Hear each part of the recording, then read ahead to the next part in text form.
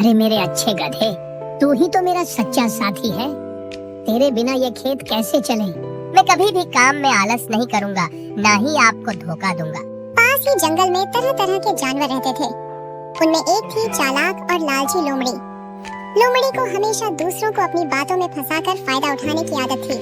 इसे अपने मालिक पर भरोसा है। अगर तुम मेहनत में ज्यादा मजा कर सकते हो।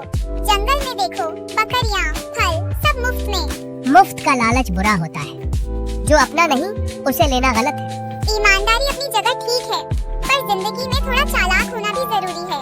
कहाँ हो तुम सब? यहाँ इतना शोर क्यों है? क्या किसकी शामत बुला रही है? सब जानवर सन्न रह गए। लोमड़ी ने तुरंत झुककर सलाम किया। महाराज, हम तो बस बातें कर रहे थे। गधे, तुम जंगल के नहीं लगते। यहाँ क्यों आए हो? महाराज, मैं किसान के यहाँ काम करता हूँ। मैं बस अपना काम कर रहा था। ईमानदारी दुर्लभ है, पर याद रखो, जंगल में हर कोई तुम्हारा मित्र नहीं। लोमड़ी ने मन ही मन सोचा कि शेर के सामने अभी कुछ कहना ठीक नहीं। लोमड़ी, भेड़िया, किसी को बहकाना या डराना ठीक नहीं। हर किसी को अपने रास्ते चुनने दो। दोनों झाड़ियों के पीछे छिपकर गधे को देखने लगे।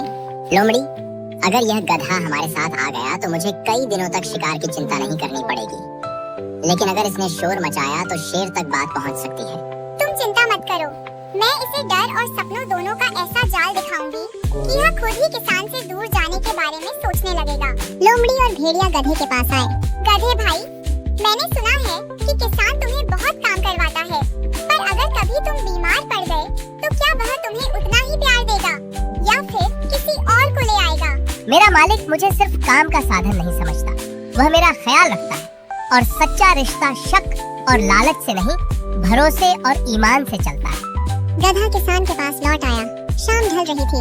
आज मैंने फिर समझा कि सच्चाई और ईमानदारी मुश्किल रास्ता जरूर है, लेकिन यही रास्ता मुझे हर खतरे से बचाता है। गधे भाई, जल्दी चलो, जंगल में आग लग गई है। शेर बहुत गुस्से में है और उसने कहा है कि जो भी जंगल के नियम नहीं मानेगा उसे सजा दी जाएगी। इसलिए अभी भागना ही समझदारी है। तुम्हारी बातों में डर ज्यादा और सच्चाई कम दिखाई दे रही है, क्योंकि जब संकट सच्चा होता है तब उसे दिखाने के लिए झूठी घबराहट की जरूरत नहीं पड़ती। तभी झाड़ियों से भेड़िया निकल आया और जोर से दहाड़ा। अगर आज तुम हमारे साथ नहीं आए तो मैं किसान को नुकसान पहुंचा सकता हूं। इसलिए बेहतर यही है कि तुम अपनी ईमानदारी को छोड़कर जंगल का रास्ता चुन लो। उसी क्षण शेर की धमाकेदार एंट्री हुई। आज रात इतनी अफरा तफरी क्यों मचा रखी है? और कौन है जो मेरे नाम का डर दिखाकर किसी निर्दोष को गलत रास्ते पर ले जाना चाहता है? महाराज, मेरा गधा मेरे लिए सिर्फ जानवर नहीं बल्कि मेरा साथी है, और इसकी ईमानदारी ने आज मुझे भी गर्व महसूस कराया है। लोमड़ी और भेड़िया, तुम्हें चेतावनी दी जाती है कि आगे से किसी की सच्चाई और भरोसे से खेलने की कोशिश की तो परिणाम बहुत कठोर होंगे, क्योंकि जंगल का नियम न्याय पर टिका है। अगली सुबह किसान और गधा खेत की ओर चले।